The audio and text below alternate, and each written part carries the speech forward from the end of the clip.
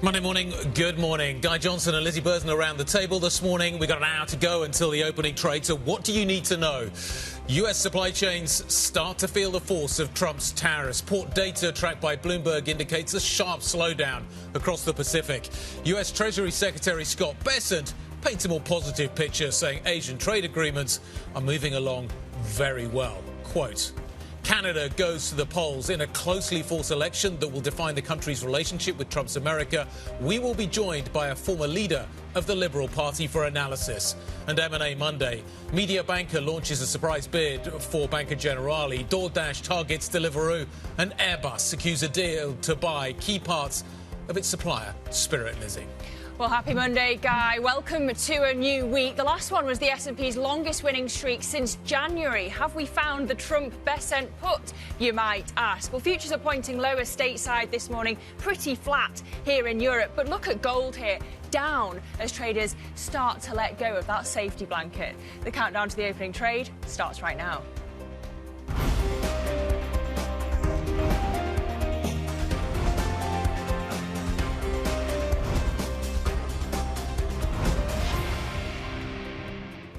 Now they're not doing any business with us, not because of them, because of me. Because at 145%, you can't do business. But something's going to happen that's going to be positive. Something's going to happen that's going to be positive. President Trump talking about the trade agreements that may or may not come out between the United States and China. Scott Bessent painting a more positive picture on other Asian trade agreements. But the data over the weekend, and I have to say I read a number of articles and saw a number of posts on this subject.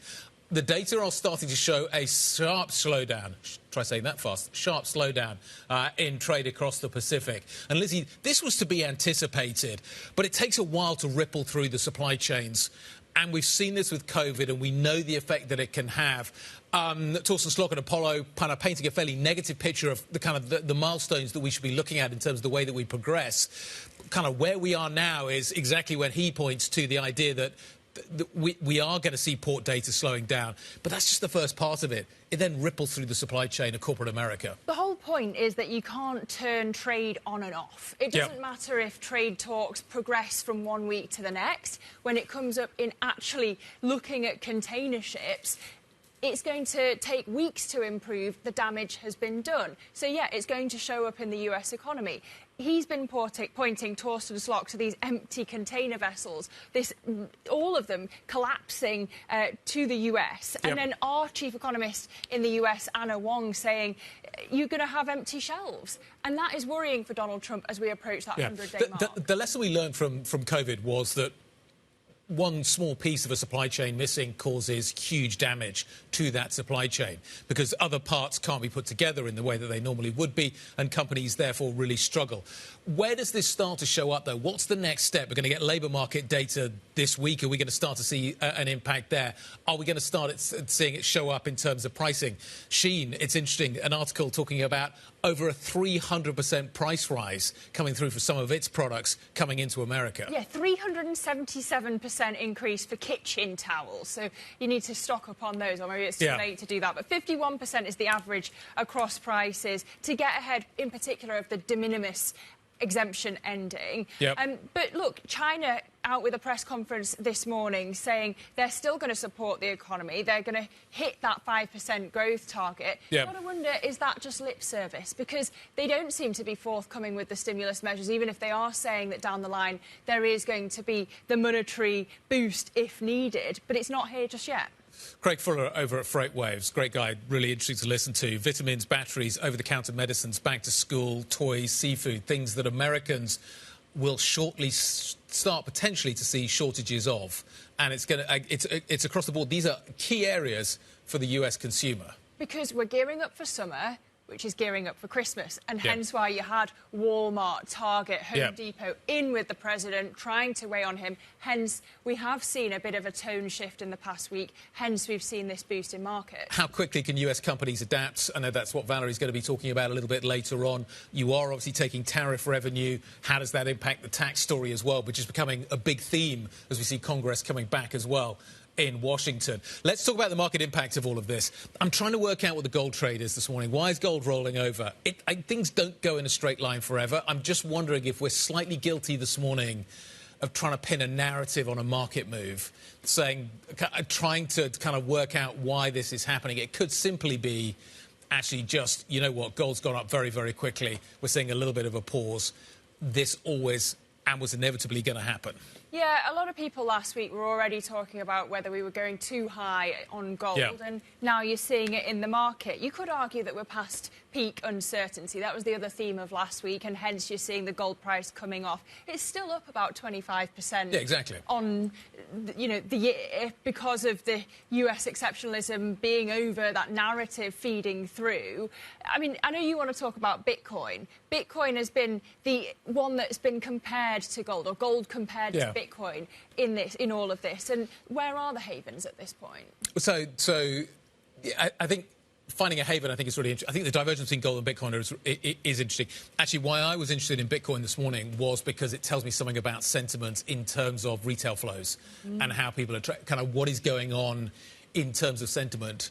If Bitcoin is moving up or down, it's actually quite a useful indicator in terms of understanding how that portion of the market is investing at the moment. A little bit of caution coming through. We are seeing US 30 years ticking back up a little bit this morning. Keep an eye on that. That is a key metric as well that you want to be watching out for. But I just, the gold thing I think is fascinating. Don't get too over your skis in terms of assigning a narrative to something that has gone up really fast. Maybe it's just having a little bit of a pause. Is that just simply because it's gone up really fast? Well, yeah, it's interesting you mentioned about treasuries, because Scott Bessent, the US Treasury Secretary, has been insisting that their goal is to keep the US bond market the world's safest. You know, we've had this sell America trade, but actually the Treasury auctions last week went pretty OK. They did, yeah. If you're the Treasury Secretary and somebody asks you about whether or not Treasuries are a risk-free asset, a safe haven asset, the answer is always yes. There is no other answer that you can give at that point. And yet your boss is creating all of this uncertainty. But your job is to... it is absolutely and will always be a safe haven asset. The entire US economy is built on that premise. Let's talk about what the earnings picture looks like this week. You've got a whole series of earnings out on both sides of the Atlantic, which I think are going to be really, really important. Over in the States, it's the Magnificent Seven. You've got 4 of them reporting numbers. That's going to be critical to keep the rally that we saw last week on track, I think. But over here in Europe, I think you're going to start to see some really interesting stories developing. The banking sector has got some big numbers out this week. You've also got a large number of the auto stocks, and they are front and centre in not only the China trade, but also the tariff trade with America. So, again, I think we're going to learn a lot this week, both in terms of the macro data, but also in terms of the corporate reporting. Yeah, tariffs very much the theme out of all of it. Also the consumer, which you were pointing to last week when it comes to the US tech earnings, when it comes to advertising. This is kind of a gauge on the health of the US consumer. And if we look back at what we got last week, Tesla, its worst quarter in years, Alphabet beating expectations, but not a lot of future guidance. I mean, how much can CEOs actually give us clarity on the outlook ahead? As you say, the focus is going to be on the tariff impact and capex when it comes to those big tech names. OK, what else have we got coming up on the show? We've got some great guests. That's the first thing that we need to be telling you as well. Pooja Kumar, TD Bank's Senior European Rate Strategy, is going to be joining us. Rebecca Harding, British Foreign Policy Group Senior Fellow. Sophie Hoon, BNP Paribas Portfolio Manager. And Felix Kalin, SocGen EM Head as well, joining us a little bit later on the show. We have a lot to talk about on all of those subjects. Trade is the big theme that seems to run through all of it this morning, Lizzy. Yeah, and we've got a big week coming up. So let me take you through what is on the docket. Today, of course, Canadians go to the polls in their election.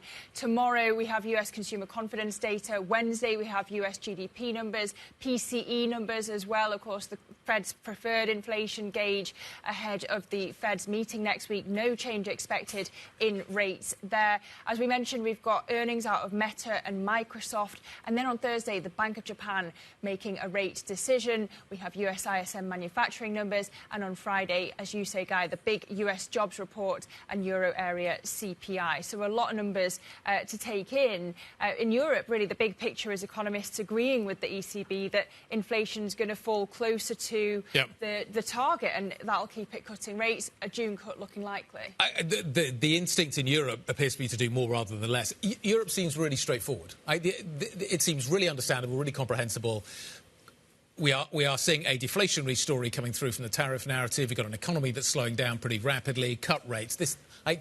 it seems really logical. The story in the States is much more complicated. When do we start to see an effect of the tariff story showing up in the labour market? Is it still too early? Is this set of payroll numbers not going to tell us that? What is the manufacturing number going to show as well on Friday for the ISM? I think it's going to be really interesting. The component parts there will be fascinating. Are we through the inventory build? Are we moving now onto the inventory drawdown? And the effect of the tariffs starting to ripple through the supply chains of the manufacturing base in America. I think that's going to be really interesting to watch. We've got a whole series of data this week which I think is going to start to tell us maybe early indications of what the tariff effect is going to be. But it's also 100 days this week, 100 days of the Trump presidency, and some massive milestones obviously have come and gone. What effect are they starting to have? What effect does this first 100 days have on the US economy? Yeah, if you get ugly data on any of these fronts out of the US this week, it is going to fuel the recession fears in the market. And just looking back at the S&P over that first 100 days, it's down about 8% since Trump's inauguration. So it's on track for the worst run during a president's 100 days since Gerald Ford in 1974. FDR coined that term in one of his Fireside Chats, I think, many, many years ago, maybe 100 years ago. Let's talk about what else you need to know this morning. Canadian voters are heading to the polls today after a snap election called last month by Prime Minister Mark Carney. The Conservative Party, led by Pierre Poilievre, was leading the polls by about 20 points when Justin Trudeau announced his resignation back in January. Since then, the race has tightened under the new Liberal leader and economic anxiety over President Trump's tariff war. A 5-1 rout at home, I think, to Tottenham Hotspur has seen Liverpool become the champions of the English Premier League. The record equalling 20th title matches the achievement of Liverpool's great rival Manchester United. The team, owned, of course, by Fenway Sports Group of the United States, secured the win 15 points ahead of the next best side, Arsenal. Arsenal doing very well in the Champions League, though. Mediabanca has launched a surprise takeover for Banca Generali in a deal valued at $7.2 billion. It's the latest development in a wave of potential deals sweeping Italy's financial services sector. Mediabanca's bid is seen as a defensive move as it fends off a takeover from banker Monte de Paschi. It's not the only piece of M&A news we've got out this morning. So you've got the Airbus Spirit deal. So this is Airbus buying the bits of Spirit that supply it, and the rest of it goes to Boeing. So this has been quite a sort of controversial takeover. You've got the Deliveroo bid, which I think we're going to see some action potentially on this morning. And you've also had Merck this morning confirming that it's going to buy SpringWorks. We knew about this Friday for $47 a share in cash. So the M&A story is not slowing down. How much of this was in train, though, before the Trump tariffs kicked in? We had a feeling that something was going to happen in the takeout space. We spoke to the Delivery Hero CEO last week. A lot of consolidation happening there. We were just hearing about, in February, Prosus agreeing to buy Just Eat Takeaway. So on this particular story, this is an American company really trying to get a foothold in the UK and Europe. So interesting to watch the Doordash Deliveroo bid. Airbus, and Spirit. You know more about this than me, but obviously Boeing's had so many nightmares, and they kind of go back, don't they, to that fuselage, which goes back to Spirit in January 2024. So remember that this was a business that was spun out as well, effectively, of Boeing. But Airbus uses it as a key supplier as well. So it's been very difficult to divide Spirit into the Boeing bits and the Airbus bits. And obviously, considering that Boeing now sits essentially at the centre of that, it's been a really difficult negotiation. But to get that done is a really key milestone for Guillaume Faury and the rest of the team. So that's really critical. The M&A story, though, is going to be interesting because what you are seeing from bankers is a suggestion, well, I think we can see this in the data, there's been a really sharp slowdown in deals. So it's interesting that on a Monday we are talking about a series of deals, but are they... the Spirit deal has been in train for a long time. Doordash, I think, is part of a consolidation that is happening anyway. The pharma space, I think, is probably one area where we can look for maybe some sort of a Trump effect. But is all of this kind of slightly unrelated to what is happening more broadly? I don't know. It does slightly feel... It feels like these are all slightly idiosyncratic stories. The Italian M&A financial story is idiosyncratic to Italy at the moment. I don't feel that there's maybe a macro overlay that you can put on some of this stuff. OK. Well, coming up, we're going to check in on how all of that M&A activity has been impacting share prices, how it will impact share prices this morning at the open. Plus, we're going to chat the Canadian elections with the former leader of the Liberal Party, Michael Ignatieff. But coming up on the programme, have Treasuries entered a new era of uncertainty? Scott Bessent doesn't think so, so we'll discuss that. But if you've got any of your own questions of your own for our guests, please do send them to us on IB plus BBTV Go. This is Bloomberg.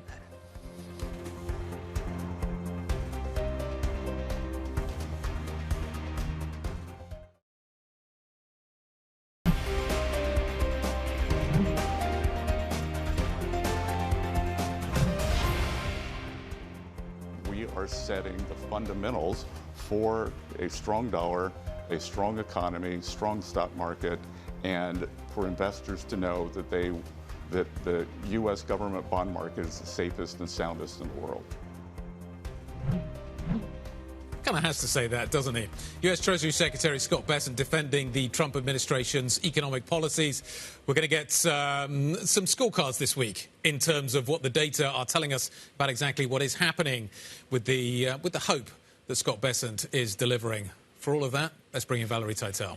Guy, it's going to be a busy week for U.S. economic data. Take a look at this screen behind me. What a week ahead we have. Consumer confidence, also the first reading of the first quarter of GDP. Also get that personal income and spending data for the month. ISM manufacturing, and then the big one on Friday, non-farm payrolls. I think that question for the Treasury market, though, is, Guy, if we get any dismal data, do we see Treasuries reverting to acting like a safe haven, or they continue to trade like a risky asset? Because for the month of April, those long-end bonds have really traded quite weak in the face of equity market declines. This new world order that we might be entering for the Treasury market, where we see a rising term premium across the curve. I've got a chart behind me of this is a 30-year real yield showing that investor anxiety in the long end is at its highest going all the way back to 2008. Investors are demanding more return, more premium to hold these riskier 30-year bonds, seems to be what the market is telling us for now. That's the picture for the Treasury market, Guy. But I also want to mention the U.S. dollar. Yes, it's had a dismal month of April, but we found some ground last week. The Bloomberg Dollar Index had its first weekly gain this month. Maybe for now, those dollar declines are behind us. Yeah, for now. I'm trying to get a sense of direction at the moment, really hard. Quiet start on a Monday morning, though, you could argue. Maybe a bit of nervousness, therefore, showing up. Valerie, thank you very much indeed. Joining us now, Pooja Kumra, Senior European and UK Rate Strategist at TD Securities. Good morning. Good morning. So, quietish start, as you pointed out as you sat down, but a busy week coming up. What are you watching out for? I think we have lots of US data that we have to look at. And I think at this stage, we are still not getting the entire figure to figure out the sentiment, because it does not really cover the data after April. Yep. Last week's PMI do suggest that the weakness is building in, but I think markets still need to see more weakness in the harder data and not just the soft survey data, which have been really weak. So I think that's what we are watching. But we also know Fed is on its blackout period. So I think it's now markets leaning more towards Fed. There has been a escalation in terms of trade wars, but I think we still haven't seen any evidence of any deals going through. So I think that is still one key thing, that Treasury markets have stabilized, but that stability may not last long. Well, yeah, there's a lot of anecdotal data out. We were talking about the trade situation at the top of the show and what is happening in terms of the shipping story. In terms of how you deal with this and what your expectations are now, is it now your base case that actually longer-dated bonds in particular in the United States, given all the volatility, given all the uncertainty, are going to require a higher premium? We are going to see higher rates in the United States. Is that something is that now what you are expecting as your sort of central right down the middle of the distribution curve outcome? So, I mean, we have seen that Trump administration is worried about rates. So that's why they started de-escalating, because they are really worried where 30-year, 10-year yields are. I think for me, as well as markets, key is how much Fed can show its independence. Because in theory, if you have weaker data, you have the expectation of Fed cutting, you should have more support to the bond market. But I think if we are actually juggling in a situation where we do not know Fed is independent, I think that's where markets will demand more term premium. I think also there is a big thing about, can we diversify out of USD? I think one thing we need to clarify is the process is very slow. Like, we have diversified. I mean, USD reserves centrally have reduced 10%, but over from 2015 to now. So it's a long period, and it has not benefited just a single currency. They have just distributed worldwide.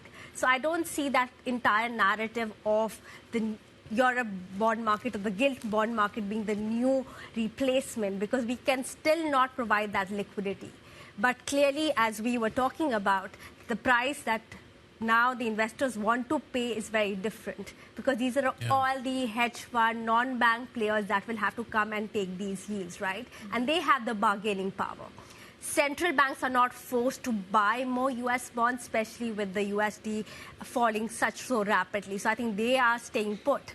But the players who are in the market, they want returns. I don't know if you saw the piece by Sushil Wadhwani, the ex-BOE policymaker in the FT over the weekend, but he basically argued that the BOE in its communications needs to do more to decouple gilts from treasuries, because at the moment we're so at the mercy of whatever Donald Trump says. Do you agree with that? I think we are still at the mercy of treasuries, right? Like, that's why I would say we cannot truly diversify out of treasuries, because the correlations for bonds with treasuries and gilts with treasuries finally actually come back together, right? So I don't think we can cut off that quickly, but for UK, I feel we are at a more advantaged position, because we finally are seeing BOE members actually communicating that they need to ease policy, and tariffs are negative for growth, and inflation risk, it's deflationary. So I think that kind of confidence is required for gilts, especially given the fact that gilts are providing you much more pickup than treasury. So I think where we could see more investors coming in is definitely in the gilt market. Yeah, even one of the Hawks, Megan Green, making those sorts of noises in this studio just last week. But just to come back to Valerie's point, in the US data that we get this week, what sort of numbers are we going to have to see to get treasuries back to their safe haven behaviour that we usually expect? I mean, payrolls, we don't see right now that impact of Doge or the tariffs actually making its way through. And we have consumer confidence that has just keep falling. So I think we don't think that markets are going to react that much. I think payroll, yes, if we get something below 100 is something a jerk for a market, but that's not what we are thinking. I think what can stabilize this market is basically the next Fed meeting. We want to know where the committee is actually focusing, whether it's the inflationary risk or the growth risk. And I think that is the key narrative that markets are waiting for. They want to hear from Fed about how they think about the bond market. You've got a bond market that is being driven by increasingly hedge funds who are going to demand a higher premium. You've got a Fed whose independence is being questioned. Does it just come together in higher yields for America? Is that where we are now? You can't put genies back in bottles. It's very hard to do so. The genie is out of the bottle on the Fed. The genie's out of the bottle in terms of the trade story. It's all hard to put back in. Does it just require higher rates for America? Yeah, but the higher rates also come at the cost of punishing the financial conditions. And that's what has basically made Trump as well as Bessent actually kind of move back and realize that they cannot just go on and on with the trade tariff. So if they do not retreat from it, markets will make them do so. And I think that's where, yes, we have to go through the darker phase. So I do feel the next leg could be higher in rates to actually get, because we will be entering the end of the 90-day reprieve period, right? And that's where you could see another basically push up in rates. So I think markets will try to discipline everything right now. Pooja, nice to see you. Thanks very much indeed for joining us. This is Bloomberg.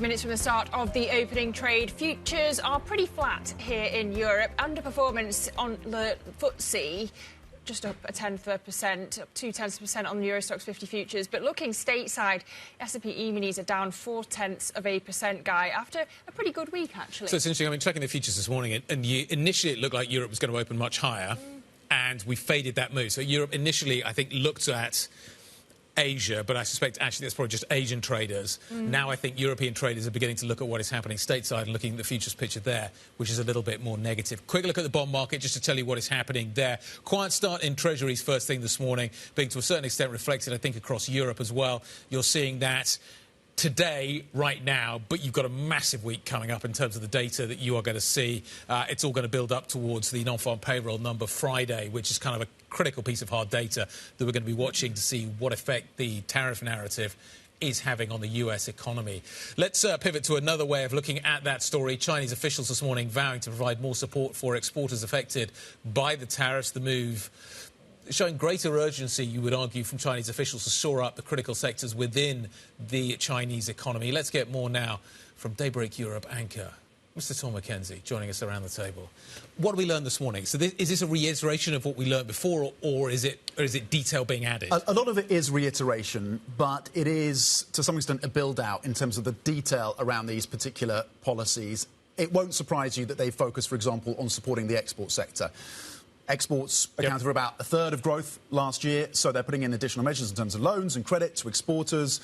They're focused in employment. Interesting, they're focused again on consumption. And again, this has been something they've reiterated, but ensuring that Chinese consumers have the ability, whether it's through subsidies or tax breaks, to be able to consume and buy products, to take up some of that and absorb some of the production coming out of China's factories, which, interestingly, when you listen to the likes of US Treasury Secretary Scott Bessent, is saying he wants to see a rebalancing of that US economy. Officials also saying they're still confident they can meet that 5% growth target, which to some seems ambitious. Goldman Sachs, UBS have downgraded their forecasts to 4% or below for this year. I think you're right. There is the urgency, particularly when it comes to putting a support mechanism around the exporters. And we're seeing already evidence by some measures of the drop in cargo shipments, by some measures up to 60% out of China. So the urgency is there.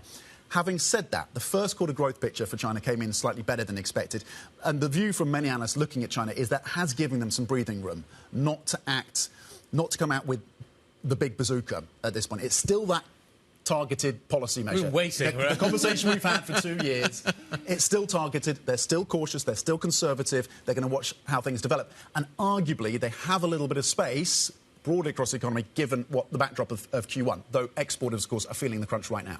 It's interesting, there was this post by Bill Ackman over the weekend saying that everyone's kind of overestimating how much China has to lose in this trade war, and really they're focused on developing the internal market. Their strategy is to move away from being the world's cheap factory. So perhaps you see that playing out in terms of the policy response, that the focus is on consumption rather than on supporting exports.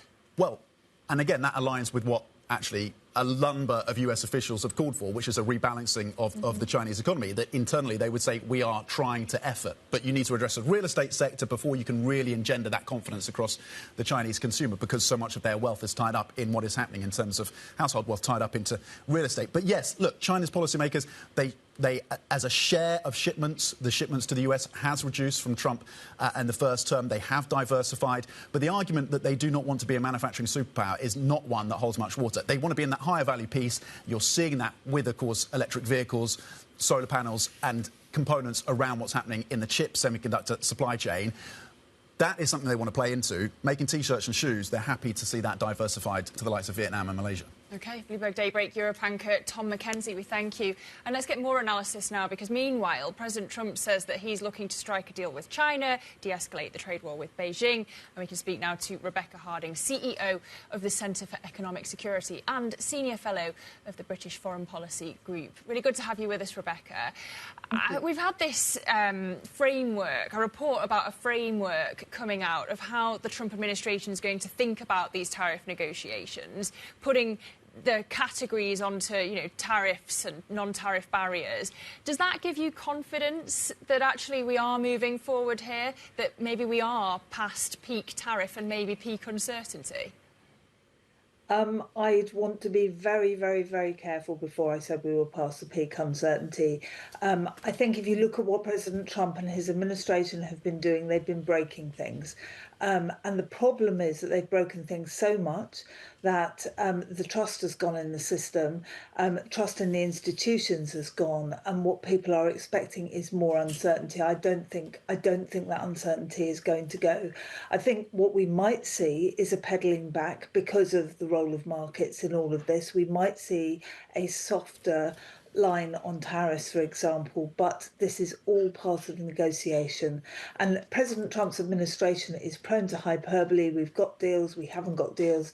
It's all what I would like to class the fog of war almost. It's creating that fog and uncertainty, because that's how President Trump does deals. Well, it's almost like COVID in that we're all trying to gauge the economic impact of the trade war, and everybody's looking now again at the high-frequency indicators. Is there any particular data set that you're watching that perhaps we should pay attention to? So I look at logistics and shipping all the time. I look at confidence. I look at political indicators. Everything is pointing in similar directions that this is not going to have a good impact on trade, and the impact on the economy is going to be brutal. The reason why is because of the major restructuring of supply chains, and I think this is where we're not really understanding the depth of what needs to go on if we're going to be able to cope with all of this. There is a lot in China going on about, for example, rare earth metals.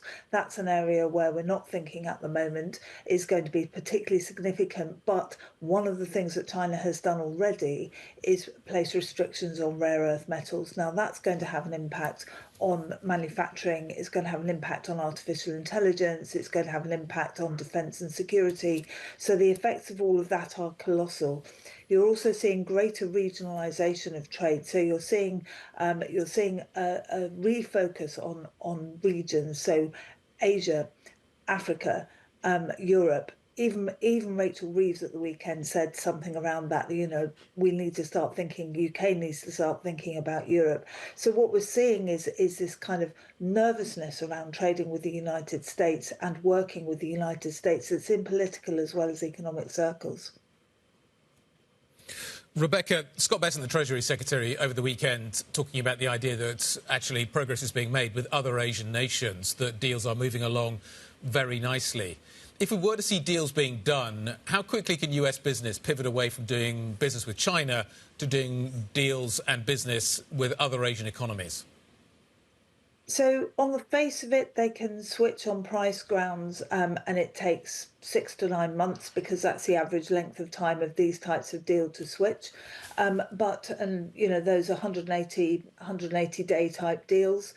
But the problem is that supply chains are so integrated. This isn't just about the manufacture of intermediate parts, widgets or whatever. This is about services, it's about intelligence, it's about manufacturing capability, it's about all sorts of things that aren't just obvious in a trade deal. And I think this is what we're seeing. So on the one hand, we've got this whole theory of comparative advantage. Everybody does what they do well. We trade with each other, and we have integrated global supply chains. And that's what we've seen evolve over the last 40 years. And what President Trump is saying is we don't want that anymore. We're just going to negotiate on price. And that's the problem, that unraveling everything takes time, and that's inflationary. One of the takeaways from COVID was that companies talked about having a more robust supply chain, i.e. they would use multiple sources, they wouldn't just rely on a single source, that it would become more diversified and therefore stronger. Is the lesson we are seeing at the moment that that is not true, or that it's going to take time to figure out and let everything settle down and other deals with other countries get done? Where did that whole idea of more diversified supply chains go? So we're all talking about resilient supply chains. Everybody across manufacturing, across whole economies, we're talking about resilient supply chains. People have been talking about that since COVID, the whole China plus one argument. It hasn't gone away. But what's happened is that President Trump has come into this framework, and all of a sudden we're realising that it's not just China that we need to diversify away from. It's not just making our supply chains more resilient regionally. It's also making sure that we're protected against some of the uncertainties that affect prices. They affect markets. They affect what price we're going to be able to charge. And we're already seeing shipping change. We're seeing logistics change. These types of data points tell us that there is a major shift going on that we weren't expecting, and maybe we should have expected it. Maybe it was a bit of a grey rhino and not a black swan.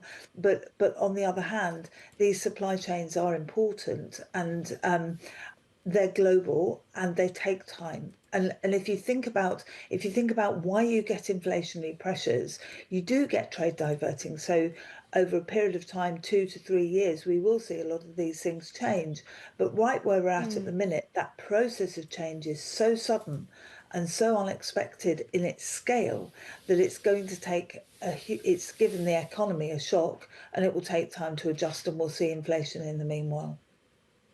Yeah, I mean, we've already seen Apple moving iPhone production from China to India. Do you expect a lot of other companies to follow suit? Because we've got so many issues with India specifically, you know, all of the bureaucracy, all of the logistical hurdles, energy costs, infrastructure.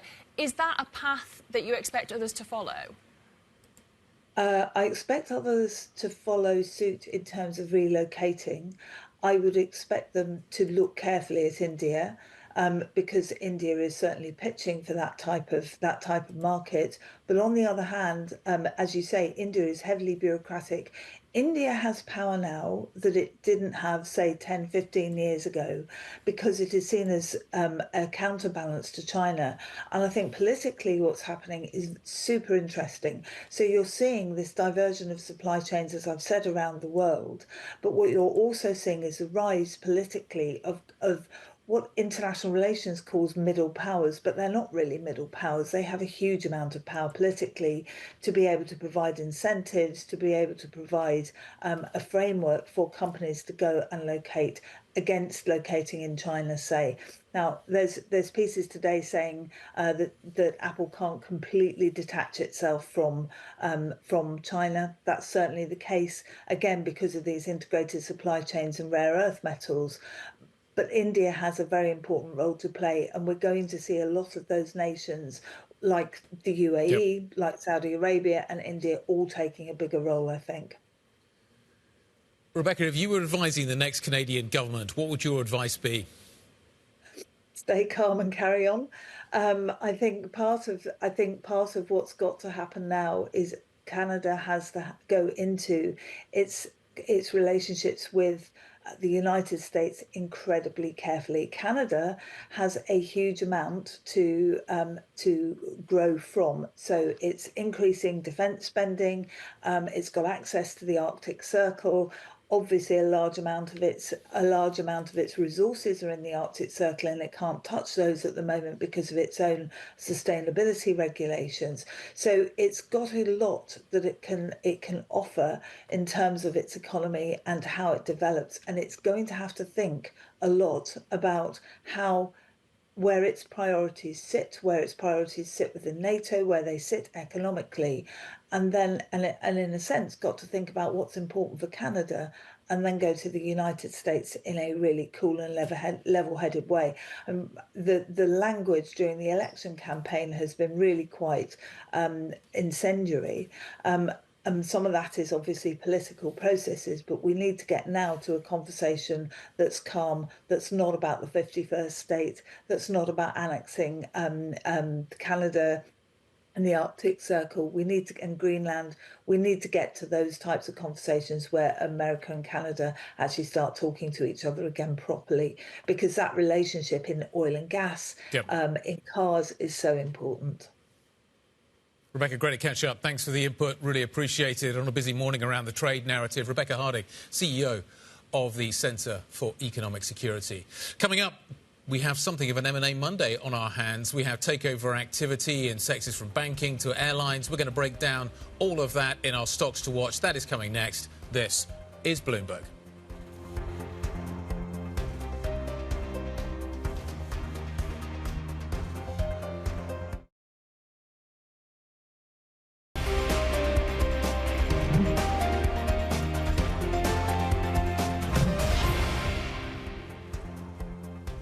We are 12 minutes away from the start of cash equity trading here in Europe. Looks like we're going to see a moderately positive start when it comes to European equities. Certainly a little bit more moderate than they did first thing. When I looked at them, the expectation was we're going to see a bigger bounce. That felt Asia influence. Now we're looking at maybe a more negative picture emerging out of the United States. Last week, though, was solid for equities. Let's get a sense of where we go from here. Markets Live Executive Editor Mark Cudmore back with us. Mark, really strong rally. Relief rally, narrow rally in US equities last week. This week? I think this week that the risk reward is turning a little bit less favourable. So we talked all last week about the idea that it was going to remain choppy conditions, but it would ultimately likely be a relief rally because the marginal news flow will be positive. I think that's changing from here. I'm not saying it's outright negative yet, but I think that the potential positive catalysts are beginning to be balanced by the fact that we're getting more nervous about the likely supply shock coming to the US in about 2 or 3 weeks' time. And I think people are increasingly focused on that. We could get an update tomorrow showing that shipping rates from China to US continue to drop. They've already slumped massively over the last couple of weeks. And if that continues to drop from there, we'll see that impact around the middle of May. And I think people will focus on that. So from here, I still think it's choppy markets, but I no longer think choppy markets are the relief rally. I think it's choppy markets in a neutral overall tone. But the next big move is going to be to the downside. And we're looking for that catalyst now, which means it's less favourable for short-term traders to try to trade that relief rally. Mark, how much does this week's economic data out of the US actually matter when you've got the likes of Apollo's Torsten Slok pointing to these high-frequency indicators because the situation is moving so much? Is it that time, like in COVID, when we need to start looking into these little detailed data sets rather than the big numbers like we're getting this week? Yes, Lizzie, but I'd say that's always the case to some extent. I mean, GDP prints are always useless to trade off. They make good headlines, and newspaper writers like having them, but ultimately, traders tend to ignore GDP. By the time we're getting GDP, it's well in the past. I mean, you take this week's Wednesday release of first quarter GDP from the US. This is the advanced reading, but it comes from before the Liberation Day announcement of reciprocal tariffs. It comes from, you know, a period that was ended a month ago, and all it's saying is, hey, the US economy was already slowing going into kind of the decimation wreaked by the US administration's latest round of kind of policy announcements. So it's not really overly tradable, but it will increase focus on the fact that US growth is problematic and US growth forecasts are getting downgraded rapidly, and Sell America will remain a strong theme this year. What about payrolls? What about ISM manufacturing Friday? Kind of talk us through those pieces of data. It feels like payrolls is taking on a higher and higher level of importance as the Fed waits and watches to see whether or not there are cracks appearing in the labour market. I'm not sure this payrolls yet matters quite so much. I think you're right, Guy, to draw attention to the fact that Fed policy, what will change Fed policy and see them come to the rescue will be the labour market cracking. But I think we're probably too early to see major signs there. Initial claims aren't showing kind of sustained weakness yet. I think the ISM print does matter more, but ultimately everything is about trade and tariffs. And I think that it's not just the headlines we get on that, and we flagged last week that they're going to be marginally positive, but the real damage that we're seeing from what's happened already, the effective trade embargo between China and US and that supply shock that's coming for the US, that's the bad news that's coming. OK. Mark Cudmore, Markets Live Executive Editor, we thank you setting us up for a big week in terms of the macro data. And remember, you can get up-to-date analysis and insight from Mark and his team. Just go to MLIV Go on your terminal. Now, Guy, a lot of the stocks that we'll be watching this morning come back to this M&A theme that we've been discussing already. Yeah, it feels idiosyncratic story by story, but there does seem to be an M&A theme that is running through on a Monday, which is appropriate because the alliteration definitely works on a Monday. Let's start off with Airbus, actually. So this has been a story that's been developing for quite some time. It's basically something that has happened as a result of what's been going on at Boeing. Boeing has had a problem with Spirit AeroSystems, big key supplier. Ultimately, it was sort of spun out of Boeing a long time ago. But taking Spirit back into Boeing, which Boeing has had to do, has resulted in a problem, which is that part of Spirit supplies Airbus. Now, Boeing doesn't want to be supplying Airbus, so effectively you've had to carve these bits of the business out, and Airbus has had to pick them up, or will be picking them up. So we're finally getting the details of how that transaction is going to work. It's obviously been very complicated, but we are now starting to get details coming through. It looks like it will close at the same time as the Boeing transaction for Spirit will close as well. It's interesting as well that Airbus is also going to be providing lines of credit for Spirit, which is interesting because the whole issue about credit availability within the civil supply chain has been a really difficult subject. It's only going to be made worse by what is happening around the tariff narrative as well. So that's interesting as well. But there's a series of M&A stories that are definitely worth watching this morning. Yeah, there's also Doordash. So American Doordash looking to buy British Deliveroo. We know that since Deliveroo's IPO, things have gone pretty sour. The share's down, I think it's 62% since March 2021. So Doordash owns about 2/3 of the US takeout market. It wants to strengthen in the UK and Europe. But there has been a lot of consolidation in this sector as well. We were just hearing from the Delivery Hero CEO last week. You've had Prosus in February agreeing to buy Just Eat Takeaway. So it's a theme which is also continuing in banking this morning. There's a post-COVID theme in that delivery space. Banking as well. So this is a bit of a surprise, which is interesting. the Italian banking sector is obviously in a state of flux right now. So Mediobanca comes out this morning, announces a 6.3 billion euro acquisition deal to effectively buy Generali's bank, Banca Generali, which is held by Generali, which is effectively a wealth manager. Now, Mediobanca is the largest shareholder in Generali, so in some ways this is just an asset split that is going to happen. Effectively, they're going to give up some of the control in Generali for this business. This feels very defensive because obviously Mediobanca is being stalked itself, and this in some ways makes it less attractive. It also removes one of the kind of key opportunities, you could argue, for an acquirer to pick up, to make the ownership structure around this business, around Mediobanca, more clear. So this feels very defensive, but it's just another twist in what is an increasingly complicated Italian banking story. The food chain of Italian Maybe banking. that's the theme that runs through all of this.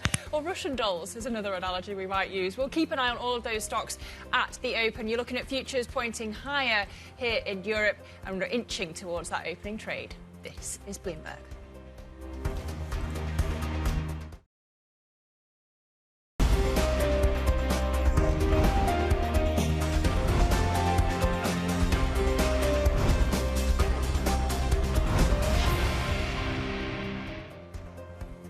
Monday morning, good morning.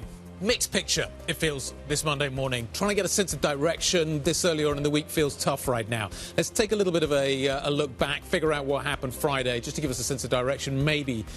You've got European stocks going out here, US markets were there.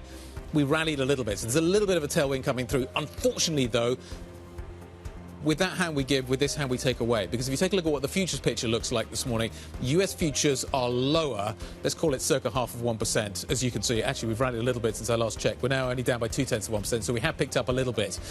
FTSE futures are up by 0.2%. CAC futures are up by 0.3%. Are those going to even out a little bit? We'll wait and see. The picture out of Asia was quite positive. But at the moment, I'm not sure there's a clear sense of direction coming out from either side of the Atlantic, from any part of the world at the moment, which is going to tell us about kind of where we're going to finish the week. It doesn't feel like we're starting on a strong foot. It feels like we're asking questions at the beginning of this week, Lizzy. Yeah, uncertainty hanging over these markets yet again, Guy. We look to the single stock stories, perhaps, for where the action will happen, and the theme is M&A. So Airbus has reached a final agreement to take over some assets and sites from Spirit, which clears the way for Spirit to be acquired from Boeing, its former parent, of course. And Spirit, as you were explaining, is an important vendor to Airbus, but it's still Boeing's biggest single supplier. So we keep an eye on Airbus at the open. Then in Italian banking, you've got this deal of Mediobanca offering to buy Banca Generali, and therefore we should keep an eye on Monte Paschi, because remember, Mediobanca is a takeover target itself. It's rejected this bid from De Paschi as well. So we keep an eye on that. And we have Merck looking to buy SpringWorks in cash as well. So there's three to watch. Let's get to the open. Yeah. That says Maersk, which could be the trade story.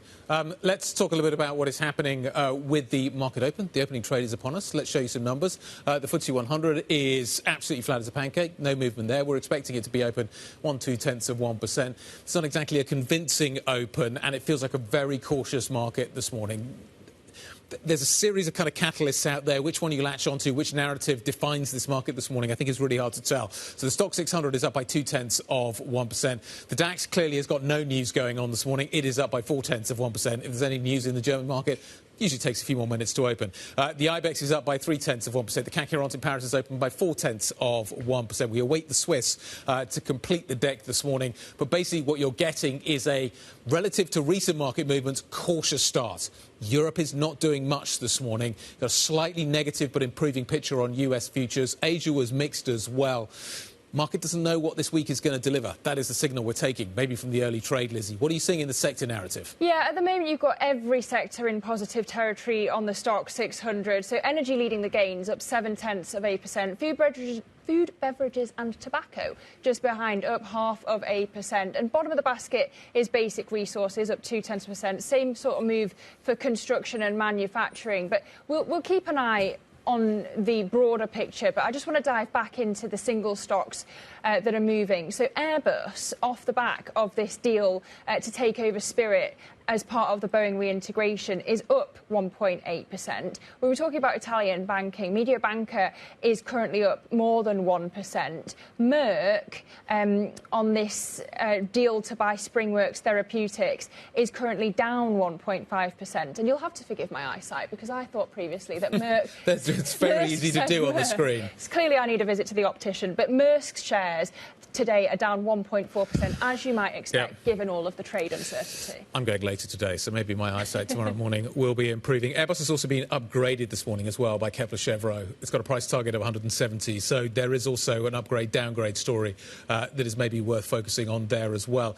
In terms of the overall picture, as you say, it is biased very much indeed towards what is happening with the upside this morning. You've got 470 stocks up, you've got 117 down. Novo, ASML, Airbus, LVMH, Shell, Novartis doing all the heavy lifting. So it's interesting to see that we are seeing some of the laggards recently beginning to just come back a little bit and do very nicely. So the breadth is fairly good, but I still think this is a very cautious start to a Monday morning, which in a week that has a lot to deliver potentially, and it's very hard to say which way, which direction ultimately some of the data, some of the news flow is going to take us. Yeah. Perhaps we'll get more direction when those numbers come. But let's get analysis so far on the bigger picture. We can speak to Sophie Hyun, who is portfolio manager and strategist over at BNP Paribas Asset Management. Good to have you back around the table, Sophie. Big picture, if we're past peak tariff, if not peak uncertainty, does US exceptionalism come back somewhere down the line? Future's not suggesting so this morning. So we think that what we've seen so far is an unwind of US exceptionalism and this Trump euphoria that built up post-US election. We think we could be at peak tariff. We could be also at peak very hawkish narratives, but we're certainly not at peak recession pricing. So that's why we went into tariff with a rather low equity exposure, because we still have down the line a US economic slowdown coming in. Yeah, I mean, I saw that you've gone underweight US small caps, but aren't those the very companies that would benefit if, you do get those rate cuts from the Fed faster than we're expecting? And we've had actually quite dovish Fed speak from some members over the past week. I think the problem with that is you could have in the meantime some stagflation fears, which means that the Fed put will be much lower than you think. So it means that risky assets could suffer in the meantime. And what we believe in is we take advantage of the bounce we've seen as of late to basically sell on rallies. And we think that given the US economy is now slowing further, so if you look at the OECD indicator, we're already in slowdown. So we're taking advantage to basically short US small caps to take it to further expose our portfolio to potentially a recession. But you think a recession is coming, right? Yes. So we think that at the moment, if you look at economic surprise indicator or economic changes indicator, so the CT1s, there's a dislocation. So hard data are still resilient. Soft data are pointing to south.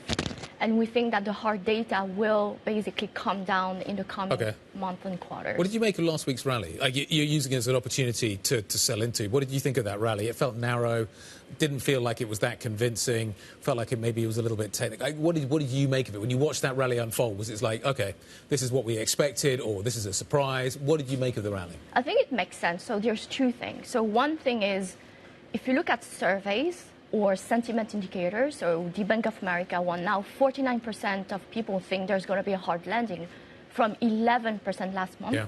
If you look at the AAII bull versus bear, sentiment indicators are now very, very bearish. But in terms of market pricing, I think we're not there yet. So it makes sense that we have a dead cat bounce, but I don't think it's going to be sustained. And you could basically take advantage to that to gear your portfolio a bit more towards a US economic slowdown. Yeah, I've also seen that you've been long gold for 2 years. Yes. We're down today on gold by 1.25%. Yeah. Lots of strategists saying that it's time this rally lost steam. How are you thinking about that? Do you actually see it climbing much further in the weeks to come? So we had a super bullish view on that, but our mandate allows us to be a bit more flexible. So if you think about peak tariff and peak extreme narrative from the Trump administration, you would think that in the next month, gold could come down a bit. So that's why we halved our gold exposure over the past 10 days. But medium term, we think that gold is still a good investment opportunity as central banks will continue buying and diversify out of US dollar. And just while we're on havens, you say that treasuries are going to come back as a cushion eventually. When is that? What does it take? I think it takes a recession. So that's basically what you said, as in Fed cutting. If you look at the Fed pricing, it doesn't go below 3%. So the market pricing expectations are still above neutral. So you need a sharp US economic slowdown for the Fed to basically cut and for treasuries to play again the role of portfolio hedge. At the moment, people are trying to, within their equity portfolios, using Europe as a portfolio hedge. It seems to be being perceived as being the antithesis of the United States. You take money out of the States, you put it to work in Europe. Is that just a relative trade? If equities are coming down, is it just that Europe will lose less? Or do you think by the end of this year we could find ourselves in a situation where the US is down and basically Europe has marked time or maybe made some gains here? How are you thinking about the kind of the Europe versus US trade this year in terms of relative performance and absolute performance? It's a good question. So if you look at the OECD indicator, US in a slowdown already, G20 is still in an expansion. So if you think about world going into a more slowdown mode, it means that down the line you're going to have lower expected returns. So what it means that the expected returns on equities is going to be less. So what you want to play here is relative value. Yep. And we think that Europe could make sense because of defense, infrastructure spending, and the fact that earnings will be relatively protected from that. But also repatriation flows out of US into Europe will keep P expansion a bit more protected than in the US. And that's what we've seen as of late. But that's still a relative trade. What about absolute? Is it possible for Europe to hold up in a world where the US market is down and down sharply? But we've seen that it's been happening since January, right? And we think it could continue. But it means that from a portfolio standpoint, the expected return you're going to get from your equity allocation is going to be much less than the past 3 years. So you need to be mindful of that. And that's why you need to basically build a bit more into diversification assets, and China makes sense. OK, but what about China then? I mean, aren't you worried that the economic toll from tariffs is going to be just too much to deal with stimulus? And even then, hearing from the Chinese Foreign Ministry over the past couple of days, it doesn't seem like the stimulus is that forthcoming yet. I think it's not that forthcoming yet because you still have uncertainty on where tariffs are going to land. But the stimulus response, I think, will be dependent on where tariffs are going to land. And then on the other side of things, the strategic industries that the Chinese government are giving a priority to, I think it's going to protect earnings and it's going to make them much more insulated from external shocks. And that's why, if you look at the correlation between Chinese equities and the rest of the world, it's been coming down. So it's basically the portfolio diversifier you want in your portfolio. The problem is that a lot of investors are really wary. Foreign investors are really wary about putting money into the Chinese market. Is there a situation here where, with enough people worried about it, that market it will struggle? And yes, I can kind of hear the logic of it, but the reality is that people are nervous and therefore flows are being affected. But I think the nervousness depends on the performance. Like a year ago, no one wanted to touch China. And now the narrative has shifted a bit because they are prioritizing consumer demand, they have their strategic industries, they have DeepSeek as well. So we think that the narrative will continue to change. And the fact that the Chinese government will adapt their stimulus response to external shocks. They are the only country able to do fiscal without unleashing inflation. What else do you want? Well, wouldn't you be safer, instead of buying Chinese equities, to buy things related to the China story? I know that you're long the Aussie dollar and the Kiwi. Isn't that a safer bet than Chinese equities? Asia as a whole, I think, as a regional allocation will make sense much more than America, let's say. Aussie and Kiwi, in my sense, is more to leverage further US dollar bearishness rather than China exposure. Sophie, nice to see you. Thank you. Really interesting conversation. Sophie Hewen, portfolio manager and strategist at BNP Paribas Asset Management. Talking of China, we've actually got the briefing taking place right now, the foreign ministry briefing, I think, taking place. Unsurprisingly, officials there being asked about whether or not there is contact between Xi and Trump. Trump has suggested, certainly in that Time article, that yes, this is happening. China may be pouring a little more cold water on that. There have not been any calls with the United States recently. We are not engaged with trade talks with the United States. That feels fairly black and white to me, fairly certain. We are not talking. There are no conversations happening, certainly not at a senior level. Yeah, the he said, she said continues. Yeah. But what level of officials is Donald Trump talking about is really the question that we'd like to Well, he was implying answer. it was at the highest level. That seemed to be that he was implying that she had called him. That certainly seems to be being denied quite strenuously by the Chinese officials. Anyway, let's move on and see what effect we're having in the European markets this morning and talk a little bit about the details we're seeing coming through at the centre of the European markets, which basically takes us towards the core six. As you can see, gains this morning. Actually, Novo's up quite nicely. You've also got LVMH up quite nicely as well. But these, relative to recent experience, are not big moves. So the market is gingerly moving higher this morning, cautiously moving higher this morning. Indeed. Well, we're going to look at what else we have coming up in the week. We've got a lot of European earnings to report on, so we'll take you through those and all the details next. This is Bloomberg.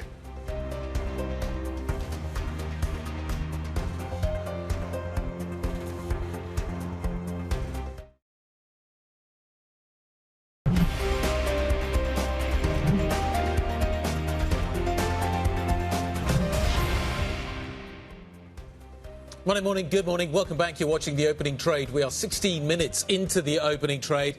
We're starting to climb a little bit. We're seeing a little bit of a pickup coming through. European stocks beginning to climb back a little bit.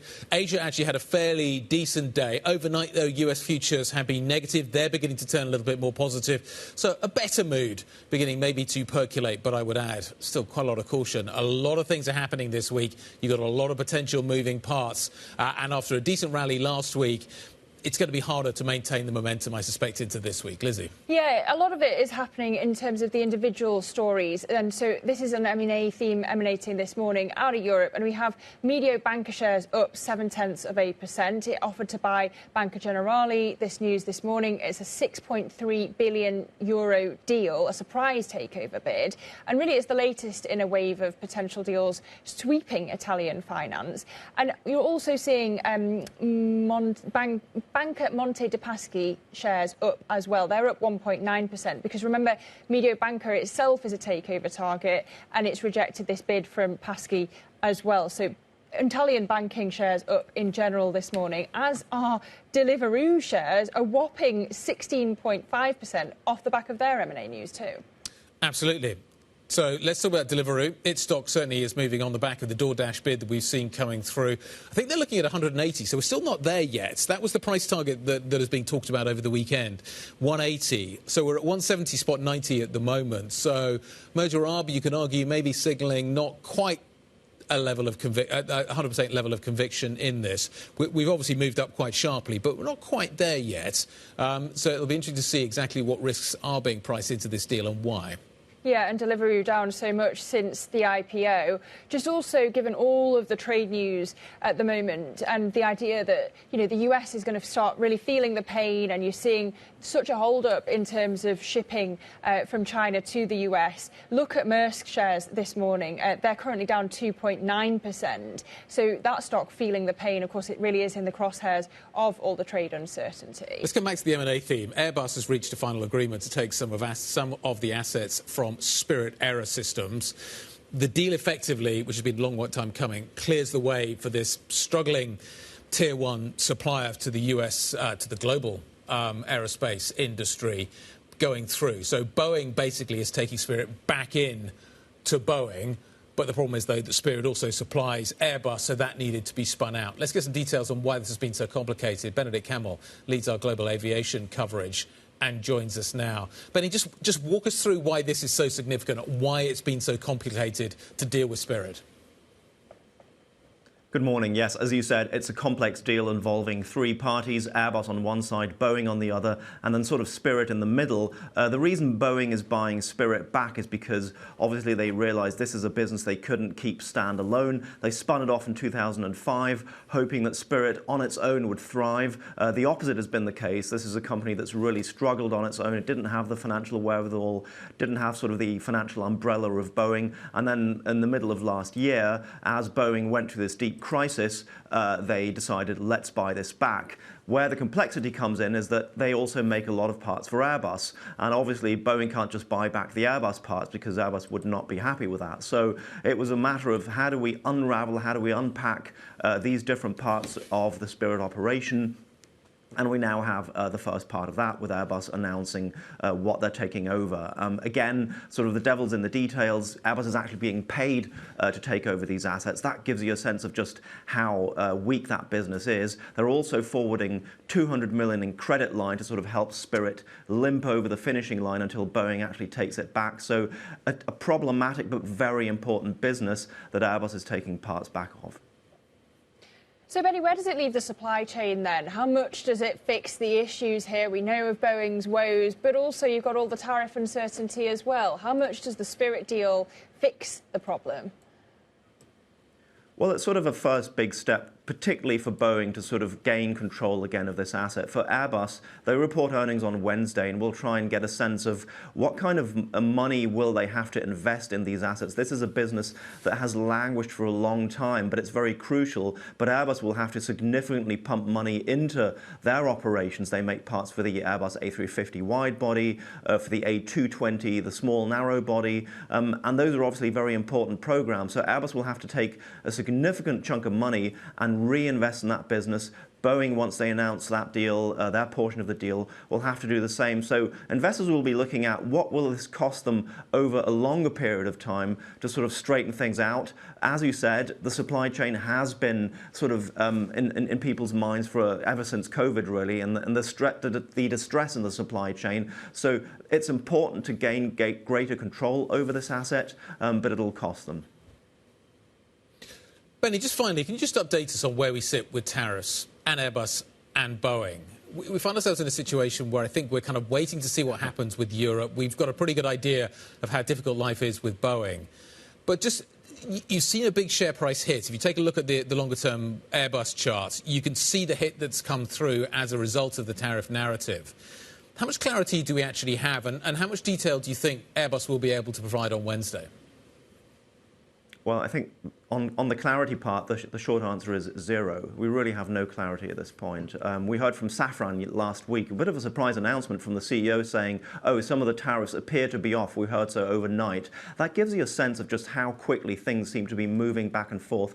This is an industry that's lived in a tariff-free environment for the better part of sort of half a century. I think 1979 is when they agreed on a tariff-free world. So this is an industry that struggles with this new environment, with parts moving all over the world, you know, and the Spirit deal today gives a sense of that, just how much these components are made all over the place. Malaysia, Scotland, Belfast, you know, the US, Japan, Italy, they really come from everywhere. So having these walls and these barriers in place is a huge issue. So far, the hit on the share prices hasn't been as pronounced. Partly that is because these are very mobile products, so you can move them around. And if you look at the spat between China and the US, Boeing might say, okay, if China doesn't take my planes, there are enough other customers out there that might.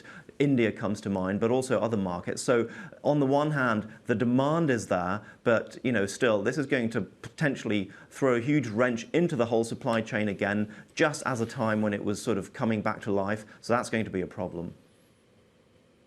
Benny, thanks for joining the dots for us. Bloomberg's Benedict Camel with the latest on the aviation space. He mentioned we're going to get those Airbus earnings on Wednesday. And, of course, it is the biggest week for European earnings by market value. It's about to get underway. Some of the continent's largest firms reporting this week. And Bloomberg's Charlie Wells can take us through it all. Charlie. Lizzy, so it literally is raining earnings this week. We're hearing from some of the biggest companies about how these firms are going to navigate what looks like it could be a choppy year ahead, this trade war emanating out of the United States. And we really have to start with the banking sector because they're really going to kick us off. And the key question here as we enter this week is, does the same pattern that we saw with a lot of Wall Street lenders, does that pattern translate across the Atlantic of this equities trading boost and a deal slump? I think that is a question that's going to be front of mind, or is the narrative changing? And if we focus in on two European banks reporting this week, we've got Deutsche Bank and UBS, and this is a sign that some of that narrative could potentially be shifting. Some of the questions people are asking, we've got so much momentum for Deutsche Bank on the back of that German fiscal spend. We see them really boosted there. But if you think about UBS also reporting later this week, they've got a significant equities trading unit that's very significant, but they are under pressure. Their share price, of course, under pressure this year on the back of questions about regulation, on questions about capital that they face. So some signs of narrative shift, at least here in Europe, compared to what we heard from Wall Street a few weeks ago. Now, if we're thinking about the trade war, we've also got to think about the auto sector, so important for the European economy. This week, we've got Stellantis, we've got VW, we've got Mercedes. And really here, we know that they're subject to these 25% tariffs. That's what we've been talking a lot about. But something else to home in here is on demand in Europe. Now, there are expectations that demand in Europe this year could flatline compared to the year before, hitting the levels that we saw kind of in the years after that GFC. So back in 2012, 2013, that adds yet another headache for these automakers. How do you make your car go? You need energy. We've got the oil majors reporting later this week, rounding out the week. They, of course, have been under pressure on the back of a declining oil price that is going to be in focus in particular, and we will be watching that very carefully.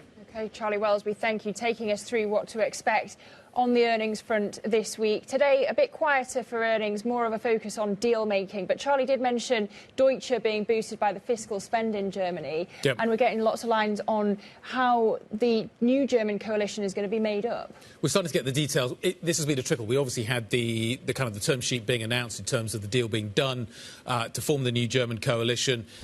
This is a multi-phase process. We're now getting kind of the last phase, you could argue, in this process, and that is a naming of some of the other ministers, some of the, you could argue, less key ministers, but still very key ministers. So we now know who's going to be the economy minister. We now know who's going to be the foreign minister. So you've got Katharina Reich is going to be the economy/energy minister, two real key portfolios, and Johann Wadephol is going to be the foreign minister. So some key names coming through as part of that political process. Up next, we're going to talk about another political process. What is happening in Canada? Going to the polls, what does it mean? We're going to find out next. This is Bloomberg.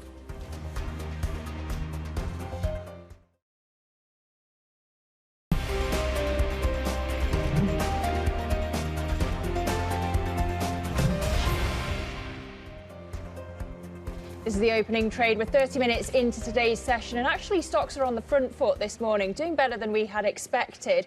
You've got the Stock 600 up about 0.5% at this point. Outperformance from Italy, perhaps because of the M&A news in the banking space, but the CAC and the DAX not far behind it, all but two sectors in the green guy, and banks near the top of the basket. Let's talk about politics and figure out exactly what is happening there. Canadians are going to the polls today in an early general election. Remember, called by Mark Carney after he was elected leader of the Liberal Party last month. So what can we expect? Prime Minister Mark Carney, former governor of the Bank of Canada and the Bank of England, leads the Liberal Party into the election after taking office last month. My government will put into action our plan to build a stronger economy, to create new trading relationships with reliable trading partners. Carney's rival is Pierre Poilievre, the leader of the Conservative Party. A few months ago, Poilievre was riding high. Polls showed him heading for a landslide victory, potentially securing a two-thirds majority in the House of Commons. But things have changed. Since Carney entered the race, the political landscape in Canada has shifted. Poilievre's lead has evaporated, and both the New Democratic Party and Bloc Québécois have lost ground. If the Liberals don't win a majority, however, they'd need support from the NDP or Bloc Québécois. Complicating matters, U.S. President Donald Trump's aggressive trade policies, particularly new tariffs on Canada, are dominating discourse about the election. On top of that, Trump's suggestions Canada could become the 51st state in the U.S. have drawn more attention than domestic issues, and those comments have changed the political climate. Both Carney and Poilievre have taken a strong stance against Trump's provocative rhetoric and policies. The president is betraying America's closest friend and attacking our economy, proving once again that Canada must end its era of overdependence and weakness. For Canadians, this election is a referendum on their economic future. The outcome could determine how the country addresses these challenges and how it positions itself on the world stage. Michael Ignatieff is the professor, or a professor, at the Central European University and former leader of the Canadian Liberal Party. Very well qualified to talk about this subject and joins us now. Michael, thank you very much indeed for your time this morning. Is it fair to say this is a single-issue election, that this is the Trump election? No doubt about it. I think that had Trump not entered our domestic politics and said we should become the 51st state, we'd be having a very different election. We'd be having a change election. The Liberal Party had been in power for 9 years. I'm a liberal. I love my party, but I think it was time for a change. But Trump's interventions have simply shifted the balance entirely. My party was 20 points back in January, and now it's 4 points up, and it's all down to Trump. In terms of the outcome, therefore, how different will the response to Trump be, depending on who wins?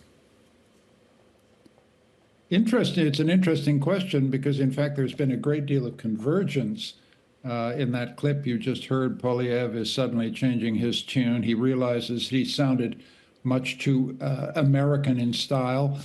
He's become much more tough on Trump. In policy terms, both sides of the aisle are converging on a strategy to diversify export, seek new markets, eliminate internal trade barriers, build some infrastructure to tie the country together.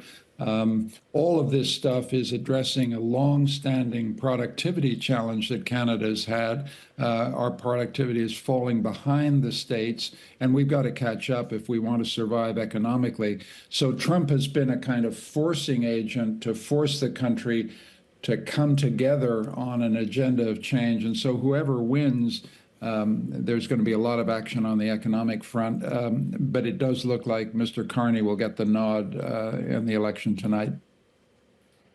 Michael, good morning. Lizzy here. I wonder, is productivity actually a bigger threat than Trump himself? And when you've got such a fiscal squeeze, and as you say, the two candidates converging, is there really much that either can do to solve that productivity problem? I think there's plenty they can do. Viewers will be astonished to know that Canada has very substantial internal trade barriers between one province and another. That's got to go. We've got lagging productivity in a whole set of sectors connected with our strengths and resources. The question you're asking is what government can do. Can government do this? There is a risk that government will try and do too much and fail. But there's no question that productivity is the chief challenge. And even if Trump hadn't been on the scene, it would have been our challenge.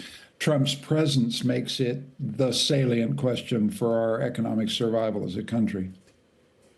Well, Poilievre is obviously casting himself as the change candidate here, asking the question, why would electing another Liberal fix the productivity problem, especially one who's never held political office before? What's the answer? Well, Carney's answer is obviously he was in the chair during the Brexit crisis. He showed a very clear and steady hand. He was in the chair during the 2008-2009 meltdown. So he's crisis hardened, crisis experienced, and that's essentially the claim he's making, that if the bad stuff happens, he's the guy you want in the chair, and a lot of Canadians seem to agree with him. Michael, can Canada become more European? Can it look to Europe maybe as a way of resolving some of the challenges it faces with the United States? I think Canada's always been more European. We have a much more generous welfare state, a much more European-style welfare state than the United States to begin with. We have a lot of historical ties to Europe. But the Atlantic Ocean is a big thing, and 85% of our trade goes down to the States. So I think we will have much closer ties to Europe, possibly developing export of our natural gas and oil to Europe. We don't have any capacity to do that at the moment, but that might develop over the next 10, 15 years. That would be a strong connection between our two continents. But the fact, geography is a stubborn thing. We're next door to the United States, and I think we can reduce our dependence on the United States, but it's going to be a fact of life. Is there an element of just waiting? Time is also a fairly big factor as well in all of this. Do you think Canada just waits this one out, waits Trump out, or does it have to act in the near term? It has to take a stance at the moment. I'm just wondering how you would be thinking about not just the next few months, but the next few years, and how the relationship is going to change, and whether it's permanently changed between these two countries.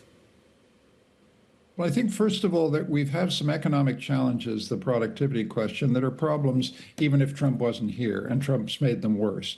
So we got to fix some stuff at home anyway. And so that has to change.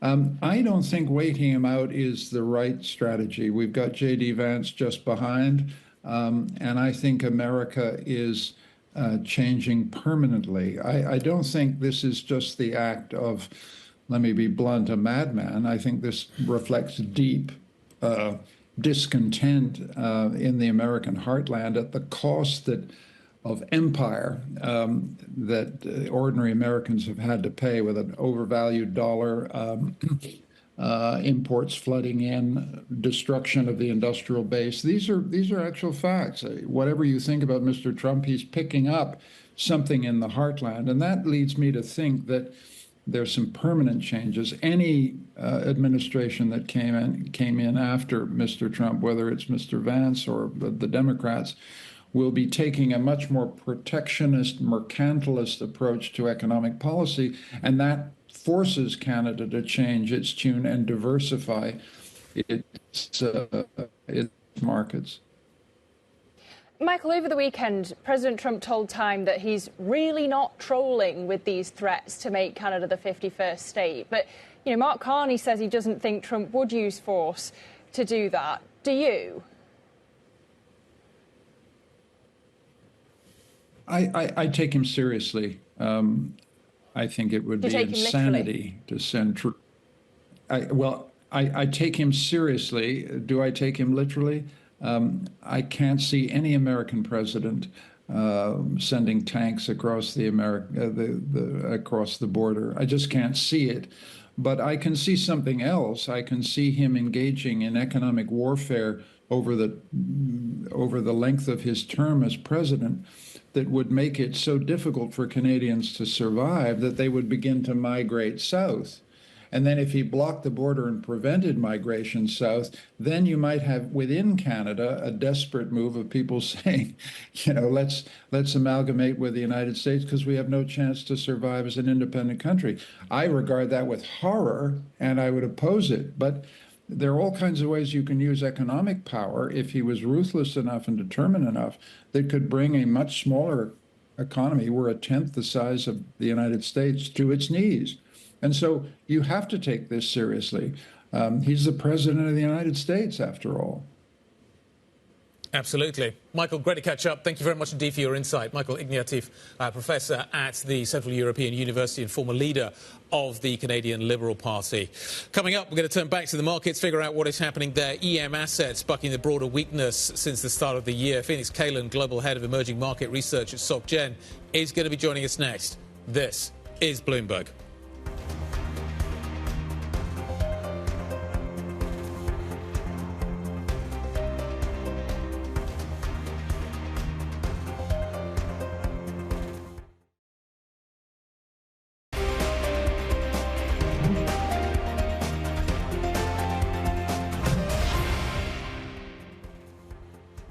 European equities rolling over a little bit. Welcome back. You're watching the opening trade. We're 44 minutes into the session. Little bit of a rollover now, beginning to gather pace.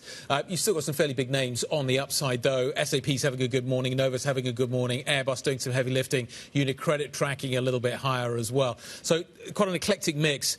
Earlier on, you probably had a few more stocks on the upside. There's a few fewer now. There's a few more down. But still, definitely, if you're looking at the bias within this market this morning, it is to the upside. So within the stock 600, you've got 421 stocks up, 171 down, 8 unchanged, Lizzy.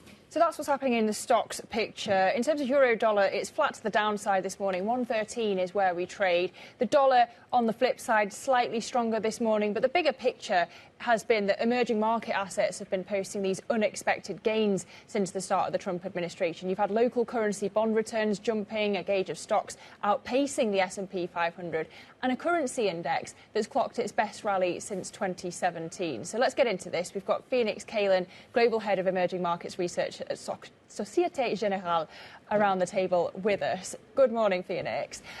Where's the sweet spot for EM here between a US slowdown and a full-blown recession that benefits EM? It's been very challenging for context for EM in the sense that, it really responds badly when you have global growth shocks, and it really responds badly to high vol. And we've had both. We've had a deterioration in growth expectations. We've had a huge surge in cross-asset vol. And that's really, I think, hindered how much EM could have rallied had it not been for those ingredients, especially when you've got the dollar tanking 10% in the space of a month. So, very simply, bad news for the dollar isn't necessarily good news for EM. So it used to be, in years past, the historical relationship had been so strong between the dollar and EM. You had like a 1.1 time leverage in EM. Your dollar tanks 1%, EM appreciates 1.1. And now that relationship really collapsed. It's gone down to between 0.3 and 0.4. So despite the dollar tanking 10%, EM's only managed to gain between 3 and 4%. And I think that's down to the high vol, that's down to the poor growth expectations still. And I think until we have a reversal of that, which I think is probably imminent because now we've got lots of more positive signs coming out within the Trump administration about wanting to make deals, especially with China, wanting them to kind of get to the negotiation table, we can have some of that reversal in terms of better growth expectations and a decline in cross-asset vol. What do you think the market's signalling about how long we're going to have to wait, though, for that deal with China to get done? Well, so, China has been just supremely masterful around playing this game, letting the domestic pressures within the U.S. economy apply all that pressure on the U.S. administration, how they've had to reverse so many of their decisions and their tariff policies. And I think, eventually, over the coming months, that's definitely going to bite into the consumer market as well in terms of higher CPI. Yeah. We haven't seen that yet. We've had so much front-loading behavior so far, so that's yet to come. And so while they wait for those pressures to play out, their leverage is building against the Trump administration. So they have increasing amount of leverage when it comes to negotiations with tariffs. And they've been saying, remove all the unilateral tariffs before we'll talk. In terms of what comes before a deal with China, we're likely to get deals done with a series of Asian nations. Maybe some of those are going to come quite soon. Scott Bessent's been talking about this over the weekend. Those deals are likely to be seen as positive for those countries and by extension, for their currencies. But to a certain extent, you're going to get an offsetting within any deal against China, and China's going to respond to that.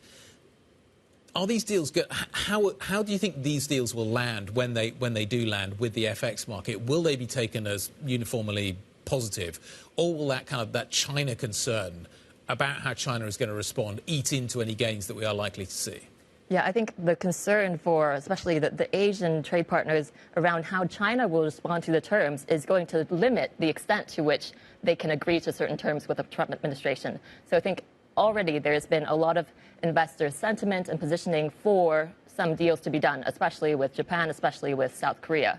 And those are viewed as potential blueprints or templates for subsequent deals. But still, I think the scope is going to be relatively limited. And as you say, it's going to be hampered by that sense that China is going to restrict how much their room. So we have to wait. So we have to wait until we get the umbrella kind of détente deal being done with the US before actually you see the full effects of some of this coming through. Yes, that is going to be kind of the pièce de résistance between China and U.S. That's what matters the most, is what kind of tenor is that relationship? Yeah. How antagonistic or cooperative is it? And then the Asian trade partners can kind of position themselves around that. But when it's so hairy in Asia, these 17 nations going for pre-deals, should we call them, not China, and then you've got to factor in that potential retaliation from China, why not just buy the euro or the Swiss franc? Why go into EM? Well, and actually, we are seeing a lot of that. We're still seeing lots of safe haven flows. We're seeing lots of diversification away from the dollar.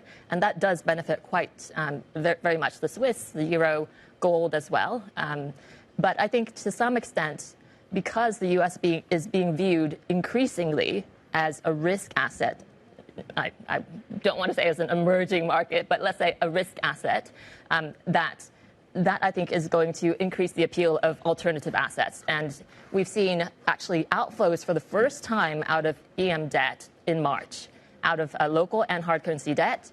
And that followed about 8 months of really robust inflows where we had like 30 billion per month going into EM debt. And now there were outflows. I think that pattern is going to reverse, because people are going to be a bit more comfortable about the prospect that, OK, we've got still global growth deceleration. We've got central banks trying to front load rate cuts because of their growth concerns. We've got actually less inflation worries. And still, the relative rates picture, the real rates picture is very positive in EM. So I think those are still going to encourage inflows back into the EM debt assets.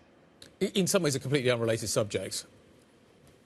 We saw the meeting in Rome this weekend between President Trump and Zelensky. And how does that play in terms of Central and Eastern Europe from your perspective? If we are going to see some sort of a historic deal being done, if Trump does seem to be changing tack a little bit here, how does that play?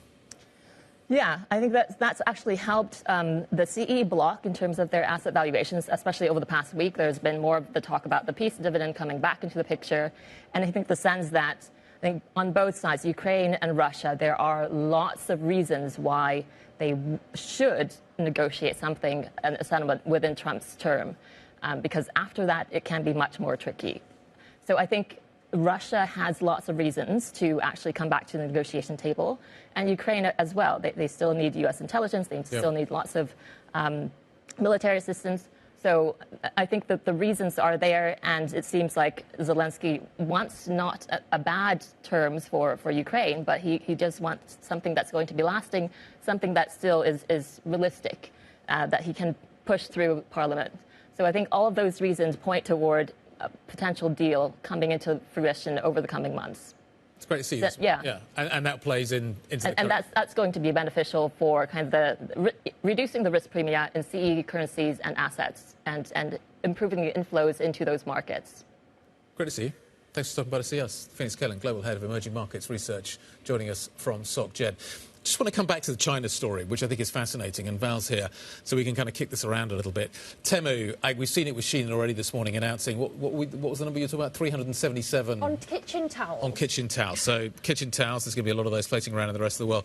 Temu is talking about sending all of the tariff through, the effect through, which is going to effectively double some prices of the products that it sends. And these are hundreds of thousands of packages every day that are arriving into the United States, affecting consumers. So I'm just wondering how quickly some of the tariff effect is going to show up at people's doorsteps, at the store, and the effect of that starts to manifest itself in the way that the administration looks at how it proceeds from here. Yeah, because Temu and Shein are the ones who've benefited from the de minimis exemption, and this is the mass market. This is the voter who's getting these products delivered to their door. So this is going to be highly unpopular with the voter, and Trump will be well aware of that. Although at the moment he's saying we're not feeling the inflation impact of tariffs yet. Yeah, in fact, it's time to cut rates. OK, so let's talk a little bit about how we are going to be perceiving all of this in terms of the effects of the economy. It's been a subject that's been talked about a great deal over the weekend. We're still trying to gauge exactly kind of where we are in the process and how bad it's going to be. Val's been crunching the numbers and joins us now. Look, I've been trying to piece together some sort of timeline of if we do get empty shelves in the U.S., how long is it going to take? And I think many people were trying to crunch over this over the weekend. I found Apollo put together a great note together showing just how we could be waiting possibly until June until all this happens. We've seen the first round effects already beginning. The container departures from China have already started to drop around 40 to 60%, depending on which index you're looking. Now, the next step in that is U.S. port activity slowing, but that could be another 3 or so weeks. It takes around 30 days for a container ship to go from China to the U.S. The next step in that is domestic U.S. trucking, railway, that kind of activity declining. And then it could be possibly not until June, maybe late June, that we end up seeing this, all of this, supply chain ruffles turning into empty shelves for the U.S. consumer. So the net is we could be waiting quite a while for a clear picture of how corporates are dealing with these tariffs. Val smiles bullishly. Always. But the fifth step on the end of that surely has to be job cuts. Exactly. So when does that start showing? Exactly. And Lizzy, I think that's what this all really boils down to. Will the average U.S. corporate be reacting to these tariffs by minimizing their labor force and letting employees go? That's going to be what this really does boil down to. That's going to be what reduces economists' call for 2025 GDP. So that is again focusing us even more on jobless claims on the NFP this Friday, because the worry is that the corporates could be making these decisions sooner rather than later. I know, Guy, that you've talked about the fact that what corporates learned from COVID is don't let your employees go until you have to. But this time around, could that be different? Could it be different? And I think that's a big question. Also, are they going to be telling us? The supply chain story takes a while to work through, but they will know now, so the visibility will start to be showing. So it'd be interesting to see what guidance is on some of these areas. And we're also going to be getting ISM manufacturing coming through Friday. There's an inventory component within that as well, which could be quite interesting to watch too, and seeing what's happening there. Most Valerie Titel, we thank you for that look ahead. We've got plenty more coming up on the week in the docket. We've got US GDP coming out later in the week on Wednesday. On the macro front, on the earnings front, big week. We've got US bank earnings as well, and European bank earnings, I should say, and US tech, Meta and Microsoft reporting on Wednesday. I think it's 4 of the Mag 7 report numbers this week, so that's going to be really interesting to watch. Does the rally get sustained if they produce good numbers? What is happening with the banking story here in Europe? I think it's interesting. You're going to get the automakers as well giving us numbers as well. We've already had some of those, so that's going to be really interesting to watch out for. Plus, Airbus out on Wednesday. Your fave. My favourite subject. We're going to watch that very, very carefully. So, yeah, it's a massive week coming up in terms of what we're going to learn. And I suspect it's a very cautious start. You look at the AVAT function on your Bloomberg this morning, quite light volume on European equities. Now, it's been quite high recently, but quite light volume this Monday morning. We're waiting and watching. Anyway, that's it for this show. The Pulse is up next. This is Bloomberg.